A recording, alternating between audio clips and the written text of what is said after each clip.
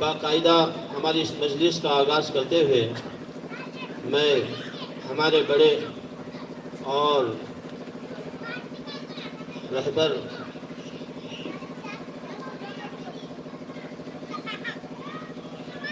अली जनाब समीर अब्दुल चांद साहब को दावत देता हूँ कि वह आए और हमारे दरमियान लबकुशाई फरमाएं।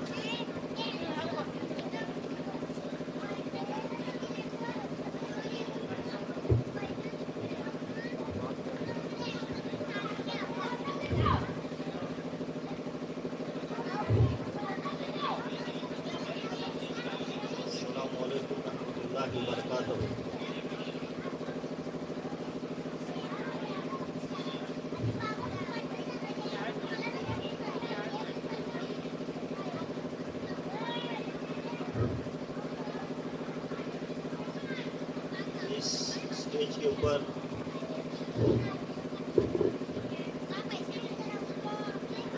खुसूसी मेहमान सतीश भंडारी साहब, गरीब सेना और हमारे शाहिद सर जो खुसूसी मेहमान हैं, इनकी भी आगे तकरीर होगी। और भी हमारे जो ख़ास खुसूसी मेहमान मुफ्ती साहब भी आ चुके हैं, तो चंद ही मिनट के अंदर वो भी स्टेज पर आ जाएंगे। आज जमीयत उलमा के तरफ से, आजरा के तरफ से संविधान बचाओ इस उन्वान के ऊपर आज एक छोटा सा प्रोग्राम रखा है, लेकिन मुझे इस बात से बहुत गमगीन हूँ कि हमारे आजरे के अंदर हमारे कौम की तादाद को देखते हुए आज जो मेरे सामने जो लोग नज़र आ रहे हैं ये बहुत कम है, और इसकी फ़िक्र हम सबको करना है। ऐसा नहीं है कि उलमा इकराम जो है और जमीयत उलमा जो है इनको कोई काम नहीं है, धंधा नहीं है, ऐसी कोई बात नहीं है। आज का जो दौर चल रहा है, आज का जो माहौल चल रहा है, इसके वजह से ये छोटे छोटे प्रोग्राम जो है, जो देश के अंदर संविधान को कुचला जा रहा है, जो संविधान को कुचला जा रहा है, संविधान की धज्जियां उड़ाई जा रही है, हर एक तबका ये देख रहा है। और इसके खिलाफ के अंदर सिर्फ जमीयत उलमा ही नहीं, बल्कि बहुत ऐसे राजकीय पक्ष भी हैं जो कि इसके खिलाफ में लड़ रहे हैं।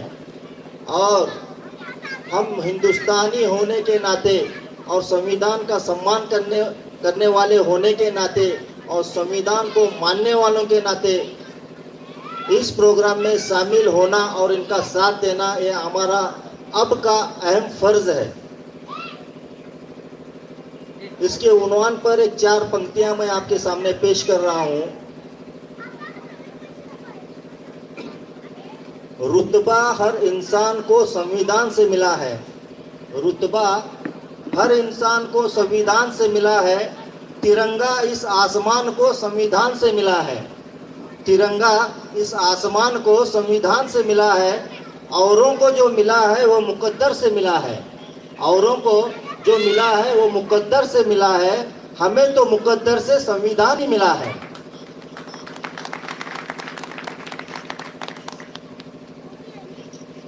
हमारा जो वतन है हिंदुस्तान, जिसे भारत भी कहा जाता है, इंडिया भी कहा जाता है,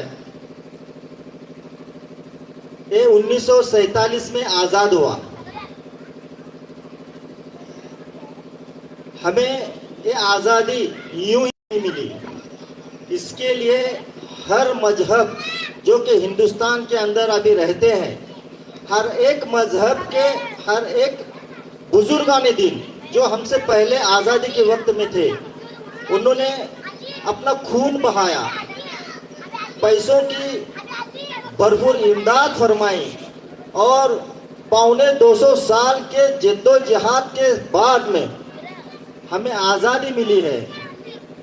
और जब जमीयत उलमा ये संगठन जो है, ये राजकीय संगठन नहीं है और इसका मकसद किसी मुल्क पर राज करना, इलेक्शन लड़ाना ये नहीं है।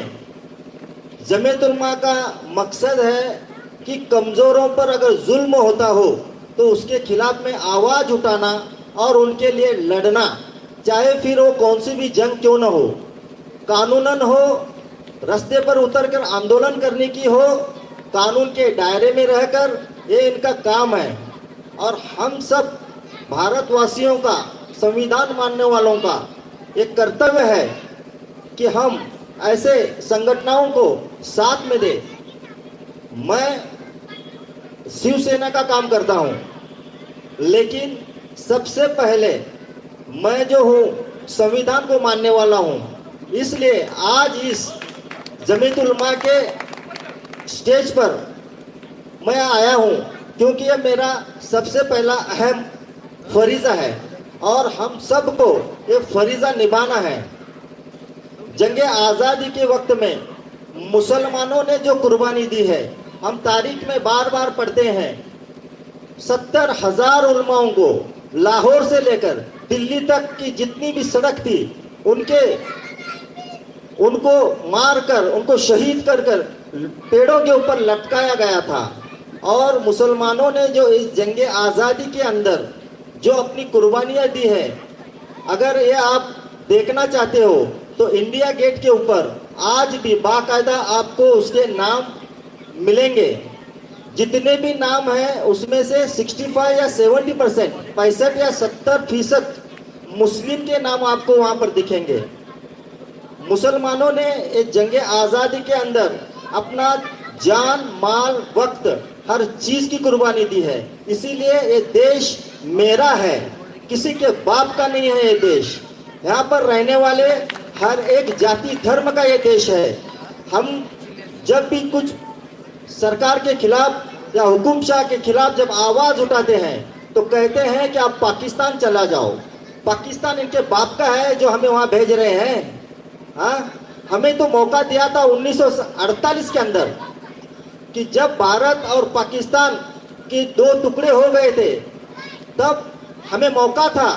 अब कहा गया था कि जो जाना चाहते हो वो पाकिस्तान चले जाए, लेकिन हमारे बुजुर्गाए दीन ने वहाँ जाना पसंद नहीं किया।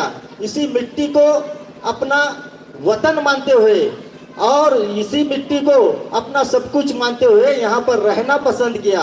ये देशभक्ति है और इस देशभक्ति के लिए आज हम हर चीज़ की कुर्बानी देने के लिए तैयार हैं।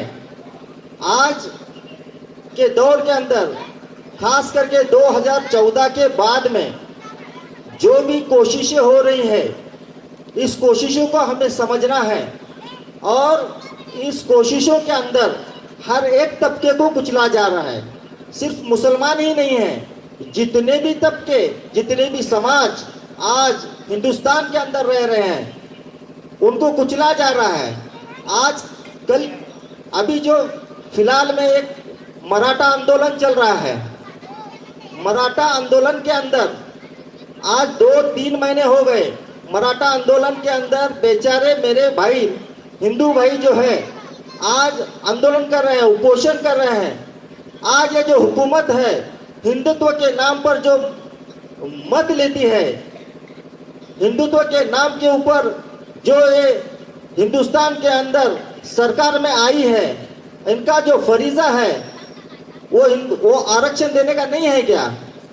आज जो रास्ते पर उतरकर जो मेरे मराठा भाई जो आंदोलन कर रहे हैं, वो हिंदू नहीं है।